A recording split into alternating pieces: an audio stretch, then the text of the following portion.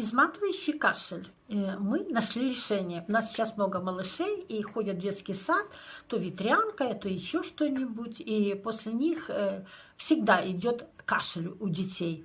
Ну и мы нашли все-таки средство, с которым можно быстро убрать этот кашель. Это наш ЭПАМ 900. Туда входит мать и мачеха, то есть это отхаркивающее средство. 3-4 дня, и все, девчонки наши здоровые и пошли в детский садик.